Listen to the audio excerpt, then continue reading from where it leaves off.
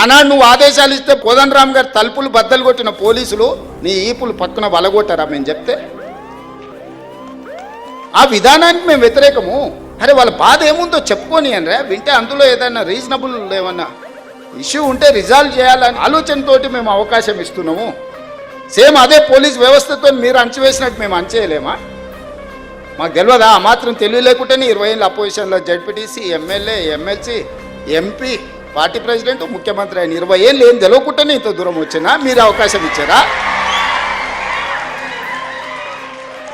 గడీలలో వెరగకపోవచ్చుగా నల్లమల్ల అడవుల్లో వెరిగినాం కదా, క్రూర జంతువులను చూసినాం, సామాన్యులను కూడా చూసినాం కదా. గడీలలో దొరల్లాక మేము పెరగకపోవచ్చు, కానీ నల్లమల్ల అడవుల్లో చెంచులను చూసుకుంటేనే, పేదోళ్ళని చూసుకుంటేనే పెరిగినాం కదా. మాకు మనుషులు ఎట్లుంటారు, మానవ మృగాలు ఎట్లుంటాయో మాకు తెలియదా? తెలియకుండానే ఇంత దూరం వచ్చిందా నేను? మాకు మానవత్వం ఉంది, మీకు మానవత్వం లేదు. మా మానవత్వాన్ని మేము ప్రదర్శిస్తున్నాం, మేము విజ్ఞతను ప్రదర్శిస్తున్నాం. రాజు అనేవాడు విజ్ఞతతో వ్యవహరించాలి అని, ఒక రాష్ట్రానికి ముఖ్యమంత్రి అనేవాడికి విజ్ఞత ఉండాలి. ఆ విజ్ఞతను నేను ప్రదర్శిస్తున్నా. మీరు ఆ విజ్ఞత లేకుండా వ్యవహరించారు కాబట్టి ఈరోజు బయటికి రాలేని పరిస్థితుల్లో మీరు ఫామ్ హౌస్లో